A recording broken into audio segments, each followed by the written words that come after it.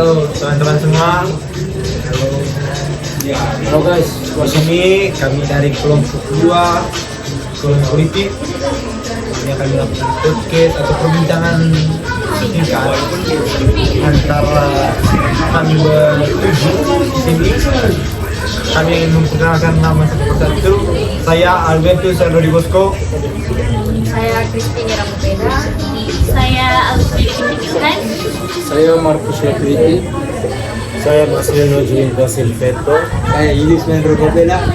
Saya Meksya Rabuale. Oke, di sini kami ingin membahas suatu fenomena atau suatu tema yang cukup besar di negara kita Indonesia, yaitu ibu kota negara atau IKN. Ibu kota Nusantara. Nusantara. Ya sama aja sih. Ya sama aja. Sini tema besarnya yaitu adalah ibu kota Nusantara IKN, proyek politik atau ekonomi analisis kepentingan politik dan ekonomi di balik pembangunan IKN. Oke, di sini ada dua tema besar yaitu politik dan ekonomi. Kami akan membedah satu persatu antara ekonomi dan politik yang berada di IKN. Oke. Sebelumnya, apa kabar teman-teman semua? Baik. Oke, kita langsung mulai saja pada sesi pertama. Pada sesi pertama yaitu pembahasan mengenai ibu kota negara. Baik, menurut teman-teman semua, apakah ibu kota negara ini cukup penting atau memiliki peran penting dalam keberlangsungan negara kita atau bagaimana? Silakan berikan pasangan Saudara Marco atau Ya, kalau menurut saya semua daerah atau di mana pun seluruh dunia pasti punya ibu kota saja. Sesuai pertanyaan dari saudara Todi, apakah ibu kota negara seperti yang semua orang pasti menjawab hal itu. Ibu kota negara itu penting karena itu sebagai pusat sentral pemerintahan. Untuk mendistribusikan atau mengalokasikan kebijakan-kebijakan ke negara bagian atau daerah-daerah. Juga di daerah-daerah lain, negara-negaranya nggak diganti ibu kota ya? Iya kasih kayak mungkin kayak Pergi ke dalam belajar dari awal kemerdekaan, ibu kotanya udah Jakarta. Terus tiba-tiba nggak belajar dari sejarah nggak tahu deh. Tapi mungkin we never know. sabar. Ya, Saudara Indra, silakan. Kalau menurut saya yang pastinya mungkin Bapak Presiden kita terdahulu Pak Jokowi itu mengambil langkah memindahkan ibu kota ini dari DKI Jakarta menuju ke ini ibu kota Nusantara yang ada di Kalimantan itu. Mungkin dia mempertimbangkan beberapa aspek, mungkin dari segi pembangunan agar biar merangkap di seluruh Indonesia dari Sabang sampai Merauke. ketersediaan lahan Ya kan mungkin apa atau Bapak Jokowi mempertimbangkan mungkin sesuai isu-isu ini di sini kayak apa, meskipun kita ini temanya IKN pasti secara garis besar itu kita mungkin kadang apa kita menolak tuh proyek IKN ini, tapi coba di sini saya dan teman PD mungkin kami mengambil sisi positifnya dan teman-teman lain mungkin mengambil sisi negatifnya. Coba kita membandingkan. Ya kalau dari segi positifnya mungkin karena Jakarta kan sudah terlalu padat, lalu ini mungkin apa pemindahan ibu kota Nusantara ini ke Kalimantan, ke daerah yang mungkin lebih luas dan apa mempunyai tempat yang lebih strategis, itu kan berada di tengah-tengah di pusat ini Pulau Kalimantan. Jadi karena kan ada isu beredar juga ini Jakarta itu tingkat debit air laut dan dia punya datarannya lebih rendah dibandingkan dengan air laut. Jadi mungkin ya Pak untuk ini apa sih namanya ya mencegah, mengantisipasi sebelum terjadi hal-hal yang tidak diinginkan, dan mungkin saja jika terjadi apa mungkin itu mungkin apa setidaknya banjir atau apa ya yang membuat ini keberlangsungan ekonomi di negara kita itu mungkin sedikit terhambat. Jadi mungkin Bapak Jokowi itu mengambil ini langkah seperti itu untuk memindahkan ibu kota ke Pulau Kalimantan yang lebih baru, yang lebih strategis lokasinya dan lebih luas. Setelah itu mungkin apa Bapak Jokowi mempertimbangkan untuk ini pembangunan kayak untuk kan selama ini kan terlalu Jawa sentris, setidaknya Jawa sentris lah, karena semua berpusat di Pulau Jawa. Kadang di pulau kita punya provinsi sendiri di Pulau NTT, Sulawesi, Sumatera, Papua, dan mungkin Kalimantan sendiri itu sedikit berkurang. Dia punya pembangunannya kayak ya mungkin apa akses jalan, listrik, pendidikan. Mungkin dengan memindahkan IKN ke pulau yang lebih di tengah, jadi pembangunan itu lebih merata. Pemerintah juga lebih memperhatikan di pulau-pulau di sebelah kiri kanan dan mungkin pulau-pulau terluar yang ada di Pulau Jawa. Itu saja saya. Terima kasih saudara yang telah penjelasan yang cukup panjang ya. Mungkin ada tanggapan lain teman-teman? Sudah? Kita beralih saya ke suatu pembahasan yang cukup menarik saya rasa, di mana kita mengaitkan ibu kota Nusantara ini dengan kepentingan politik. Yang kita tahu politik ini cukup mempengaruhi ya, sistem pemerintahan di negara kita Indonesia. Nah, sekarang kita ingin mengaitkan proyek ibu kota Nusantara ini dengan kepentingan politik yang ada. Mungkin ada teman-teman yang ingin menyampaikan tentangnya berkaitan dengan hal ini. Saya mungkin atau teman-teman kepentingan politik yang ada dalam proyek ibu kota negara ini. Dalam politik menurut saya dalam pengambilan keputusan kan itu keputusan untuk memindahkan ibu kota itu kan diambil oleh yang paling berwenang di paling atas kan, maunya ya diputuskan oleh presiden, lalu lembaga-lembaga yang terkait di dalamnya. Jadi itu melibatkan lembaga-lembaga politik dan juga aktor-aktor yang terlibat di dalamnya. Jadi lebih ke pengambilan keputusan dan juga bagaimana mereka tuh berpikir atau merencanakan semua itu tuh untuk ya demi kebaikan sih. Mungkin menurut mereka seperti itu ya. Itu mungkin bertujuan untuk kebaikan dan juga yang ya lebih strategis lah mungkin menurut mereka. Jadi menurut saya kalau misalkan peminat IKN ini dikaitkan dengan politik ya lebih ke ini sih, penggunaan hak kekuasaan dan juga keterlibatan mereka dalam menyusun rencana dan implementasi. Dua poin penting yaitu implementasi dan juga kepentingan yang pro rakyat. Mungkin ada teman-teman lain yang ingin menambahkan. Kalau menurut saya itu kan tadi kan teman saya sudah menjelaskan dari segi politik. Sini saya mau menambahkan sedikit itu, kita melihat dari perspektif ekonomi. Jadi menurut saya beberapa tokoh pendahulu yang mencetuskan atau mengambil keputusan untuk memindahkan ibu kota ke IKN ke Kalimantan tersebut itu karena faktor ekonomi juga, karena seperti yang kita ketahui Pulau Kalimantan itu dari segi hutan, dari sumber daya terbarukan dan juga tidak terbarukan itu mereka bisa dibilang pemasok, salah satu pulau dengan pemasok sumber daya terbesar juga untuk ekonomi Indonesia. Jadi mungkin pemerintah itu berpikir begini, semakin dekat akses semakin dekat akses ibu kota ke daerah yang punya sumber daya tinggi, sumber daya terbaik itu mengurangi pengeluaran negara juga atau mengurangi biaya distribusi. Biaya distribusi maksudnya kan kalau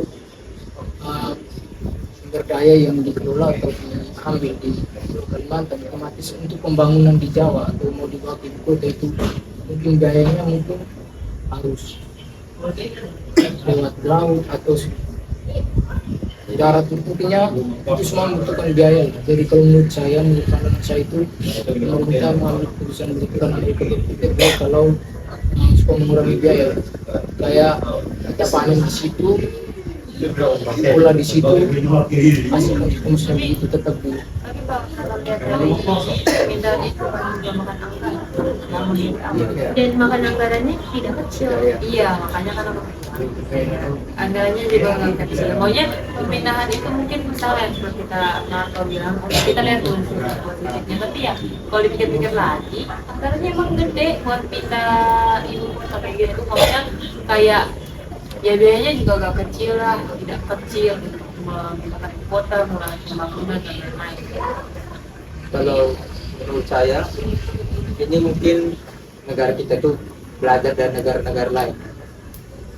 DKI Jakarta ini atau Jakarta ini kan merupakan pusat ekonomi, pusat pariwisata juga bisa dibilang seperti itu, dan sebagai bisa dibilang untuk lumbungnya ini ekonomi Indonesia. Ya. Nah, seperti yang mungkin yang saya tahu tentang mungkin ada di benua atau negara Australia itu ada yang ibu kotanya dia itu sebenarnya di Canberra, tapi kota yang paling ramai itu di Sydney.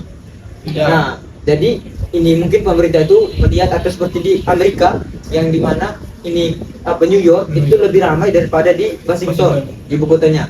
Jadi menurut saya pemerintah menjadikan IKN atau ini berpindah ke tempat ke Kalimantan itu untuk khusus untuk menjadi sistem pemerintahan. Menjadi sistem pemerintahan biar lebih merata pembangunannya dan juga lebih lebih mudah terarah dan mengontrol ini sistem kepemerintahan Indonesia.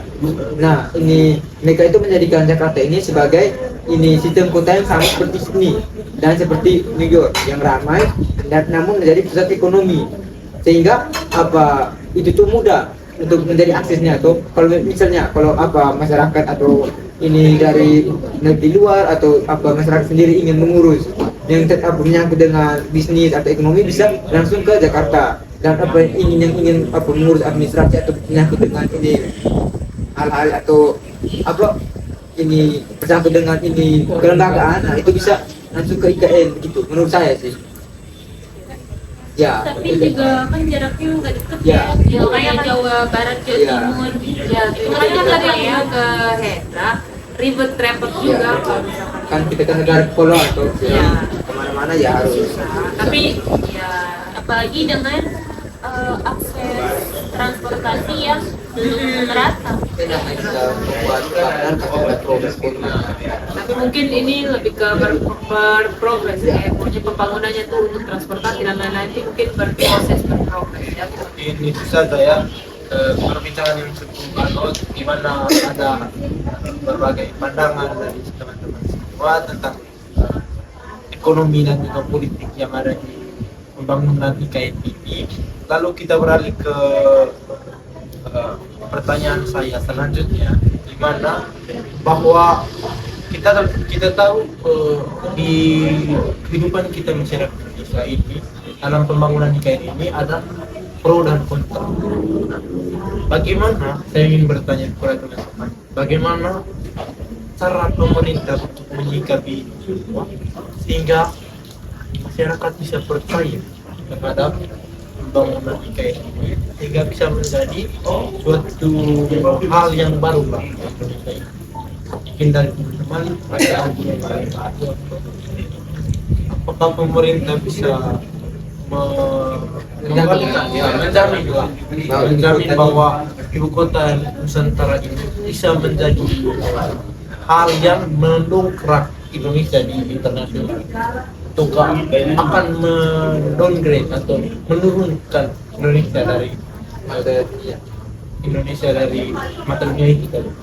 Dimana kan seperti yang kita tahu Indonesia cukup diperhitungkan di dunia internasional karena sikap non-blok atau berbagai kebijakan luar negeri yang cukup berani. Dan mereka melakukan pembuatan ibu kota Nusantara ini, apakah itu menjadi suatu hal yang baik ataukah akan menjadi sebuah bumerang terhadap pemerintah sendiri? Coba teman-teman bisa mengatakan sesuatu tentang hal ini. Mungkin kalau untuk bumerang sih tidak ya, karena pemerintah pada saat ini tidak mendengarkan rakyat. Jadi kemungkinan bumerang itu kan berarti lawan balik kan. Tapi ini karena pemerintah nggak mendengarkan rakyat, jadi bumerang itu tidak terjadi. Mereka baik yang merasa bodoh itu. Oh ya, mungkin pemerintah mengurusi hal lain istilahnya. Iya, tapi maksudnya kalau dalam pembangunan itu harusnya tetap melegatkan suara rakyat ya, maksudnya mendengarkan bagaimana masyarakat, karena mau bagaimanapun ya kehidupan berbangsa dan bernegara, jadi bukan hanya pemimpinnya saja, tapi gimana pemimpin itu bisa mengayomi, bisa mendengarkan apa yang rakyat bukan untuk ngikutin apa yang rakyat tahu, tapi maksudnya lihat aja gitu sudut pandang masyarakat itu bagaimana ketika ingin melakukan A, oh masyarakat tuh ada yang pro, ada yang kontra, atau ada yang bagaimana gitu, harusnya didengarkan dulu, maunya dilihatlah sudut pandang atau melalui kacamata masyarakat itu bagaimana. Dan harus mempertimbangkan juga apa yang masyarakat butuhkan, bukan yang pemerintah butuhkan. Iya, lebih ke masyarakat itu kan, iya masyarakat kan kita ini yang hidup, kita ini diatur, tapi ya kita juga ada kebutuhan, harusnya negara lebih bisa melihat sebenarnya apa sih yang rakyat Indonesia itu butuhkan, bukan hanya kepentingan mereka yang harus diangkat, maunya kepengenan mereka lah, maksudnya pengennya pindah ke sini ya, itu kan kepengenan mereka. Ya, kalau dari saya, mau tidak mau pemerintah harus mengambil sikap tegas, yaitu tetap lanjutkan ini proyek ini, karena mereka ini sudah butuh biaya besar. Hutan juga mereka sudah libat, sudah menjadi sebuah bangunan. Tidak mungkin mereka bisa ngambil keserakahan hutan atau melakukan revitalisasi, tidak mungkin. Ini tuh diibaratkan sudah di tengah jalan, sudah 50% lah istilahnya, atau mungkin lebih 70% lah tetap. Tapi mereka itu harus istilahnya kalau memang tidak bisa menjadi ibu kota Nusantara, mereka harus bisa memanfaatkan ini ibu kota Nusantara ini sebagai salah satu mungkin seperti semacam ikon baru lah. Karena ini suatu proyek yang mega proyek yang memang sangat butuhkan, ini sudah uang kita kita punya kita gunakan. Ini sampai kita balik cuma saja. Jangan sampai ini proyek-proyek yang mangkrak sebelumnya seperti Candi Hambala itu lagi. Candi Hambala sudah hanya beberapa bangunan yang untuk apa saja membutuhkan biaya besar. Apalagi ini ibu kota yang baru sudah memiliki banyak biaya, terus ini tentang juga yang tadi juga sudah ditebak. Jadi untuk mangkrak atau untuk menonaktifkan ini proyek ini saya rasa itu sudah keputusan yang pantas sebenarnya. Menurut saya keputusan mereka buat menjadi proyek mangkrak itu sangat tidak bisa dibenarkan dan juga menimbulkan kekecewaan, karena pertama sudah merusak alam, sudah dirusak alamnya sudah istilahnya sudah diikhlaskan lah buat dirusak untuk membangun kayak gitu. Terus ketika udah di tengah jalan pengen diberhentikan kan kesannya kayak tidak menghargai alam dan juga tidak menghargai apa yang sebelumnya sudah diusahakan, dan kayak sudah melakukan banyak cara mengeluarkan banyak tenaga dan uang, terus tiba-tiba berhenti di tengah jalan. Sebenarnya sakit hati ya, maksudnya kayak kita sebagai masyarakat juga menghilangkan kepercayaan rakyat, kayak sakit hati, maksudnya kayak duit udah keluar gak jadi apa-apa. Mungkin kata dari itu dan berkaitan dengan tadi hutan yang dulu atau kualitas ya, mungkin ada pertanyaan lanjutan dari saya sebagai penulis kepada teman-teman semua. Saya ingin menanyakan menurut pandangan teman-teman, bagaimana sikap atau bagaimana pandangan dari masyarakat adat yang ada di sana? Itu kita ingin membedah hal itu karena seperti yang kita tahu bahwa masyarakat adat atau tokoh adat merupakan elit lokal yang cukup mempengaruhi, karena itu menjadi suatu hak mereka. Apalagi ini di Kalimantan ada beberapa suku yang kental akan adat di situ seperti Dayak atau apa. Dan menurut teman-teman, bagaimana pandangan dari teman-teman mengenai adat yang ada di sana? Apakah mereka menjadikan kehadiran IKN ini menjadi berkah ataukah bisa menjadi neraka bagi mereka itu sendiri? Mungkin dari teman-teman semua ada pendapat, silakan. Kalau dari saya sih, ini dari segi pembangunan,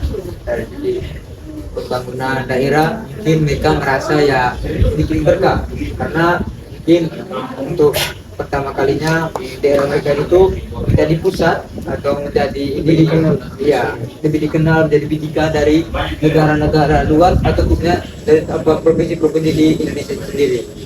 Dan juga untuk ini kembali lagi kepada pendekatan pemerintah dan kepada ketua-ketua suku atau tokoh-tokoh adat di sana. Ya, itu seperti saya bilang, apakah ini dalam pendekatan itu para pemerintah itu memberikan jaminan yang memang sudah layak dan sepantasnya kepada tokoh-tokoh adat, seperti memberikan mereka ini tunjangan, terus ini tempat tinggal yang layak, terus ini mengembalikan tanah mereka, bukan tanah yang telah dikerjakan, tapi tanah lain yang telah disediakan pemerintah untuk tempat tinggal masyarakat atau tokoh-tokoh adat. Nah, setelah itu mungkin dari segi lingkungan, mungkin pastinya ya masyarakat adat di situ pasti sedikit kecewa jika tidak ada perbincangan antara pemerintah dan tokoh-tokoh adat, karena itu kan hutan mereka punya lingkungan, mereka punya tanah air, mereka punya mereka punya surga lah, mereka yang merawat. Jadi jika dipaksa secara paksa atau dengan secara tidak hormat, maka pasti mereka akan kecewa juga sih buat saya. Perbincangan yang cukup panjang dari kita tadi, mungkin ya teman-teman pembahasan kita. Sekarang saya ingin meminta teman-teman semua memberikan suatu kalimat atau kesimpulan dari teman-teman masing-masing. Bagaimana pandangan teman-teman mengenai IKN ini? Ya, kayak Marco, silakan. Kalau menurut dari saya, ini kan kita bahas tentang hubungan politik dan ekonomi itu. Jadi secara politik, kalau politik itu mau tidak mau pemerintah itu karena sudah tanggung, sudah banyak mengeksploitasi hutan, banyak mengeluarkan biaya, jadi mau tidak mau harus dilanjutkan pembangunan. Karena ketika pembangunan itu sukses atau memberikan dampak yang bagus untuk masyarakat dan negara, itu otomatis kembalikan citra politik yang baik juga, maksudnya masyarakat kembali percaya atau oh ya ini bagus ternyata aturan dan betul pembangunan kayak ini membuktikan kalau mereka benar-benar. Terus yang kedua dari segi ekonomi itu seperti yang tadi sempat disentuh oleh saudara Hendra, kalau memang IKN tersebut tidak dijadikan, memang diambil keputusan untuk memang itu tidak dijadikan ibu kota, berarti mau itu harus dijadikan kota atau kayak istilahnya kota modern. Soalnya kalau memang bisa dibilang korupsi juga tuh, karena menggunakan adat dan sesuatu yang mungkin tidak berguna lah, tidak dipertanggungjawabkan penggunaannya. Kalau dari kalau saya dari segi politik itu harus dilanjutkan supaya dapat mendongkrak atau membalikan citra politik teratur yang dari pembangunan itu. Dari segi ekonomi itu mau tidak mau harus dimanfaatkan. Kalau memang terjadi untuk menjadikan ibu kota yang memang harus dibuat jadi kota modern atau pusat perbelanjaan baru bagi negara juga, itu kan secara otomatis itu mendongkrak ekonomi juga. Baik, terima kasih Kakak Marco. Sekarang bagaimana tanggapan tentang IKN ini? Dalam segi politik menurut saya sama seperti Kakak Marco, program ini harus dilanjutkan karena masyarakat di sana sudah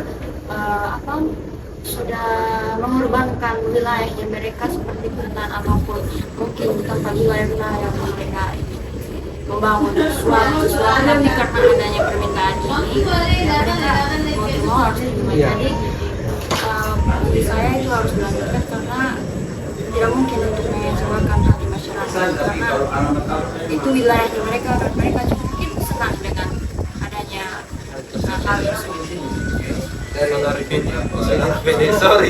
Sorry temanku. Saudara, silakan. Apa tanggapan saudara, pandangan tentang ini? Kesimpulan Anda. Tanggapan deh. Menurut dari saya, tanggapan sedikit dari saya tidak ada jauh dari apa yang dikatakan oleh saudara Martin. Ya, kalau bisa pemerintah lanjutkan sih, karena yang kita tahu semua itu kan kita tahu itu kan menggunakan dari tahun berapa? 2020 lagi. 20 atau masih zaman Pak Jokowi. Iya. Bila menyelesaikan apa?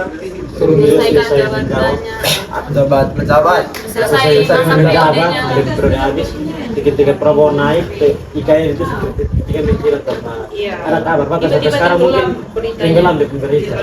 Dan saya dengar informasi bilang tidak ada Permintaan pengembangan yang dilanjutkan. itu ditolongin. Jadi mungkin kalau menurut saya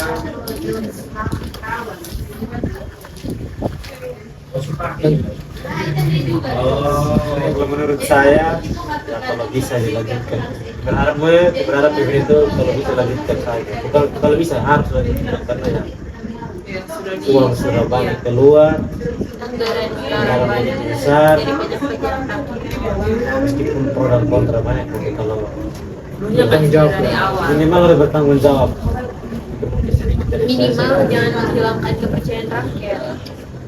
Ya mungkin itu saja. Mungkin dan terima kasih saudara Fide. Saya rasa demikian ya perbincangan kita yang panjang tadi. Mungkin sedikit dari saya bahwa IKN itu harus lanjut dan juga kita harus mengawal tentang pembangunan IKN. Jangan sampai hal-hal yang sudah kita ketahui bahwa beberapa proyek mangkrak yang lalu bisa terulang kembali di IKN ini. Itu saja ya diskusi kita pada malam ini. Terima kasih banyak. Kami dari kedua izin kami undur diri. Terima kasih banyak dan sampai jumpa lagi. Jadi di sini teman-teman, saya ini orangnya ya kalau kau macam-macam dengan saya pukulin kau ya. Jangan aneh, sama duduk. Sama duduk dengan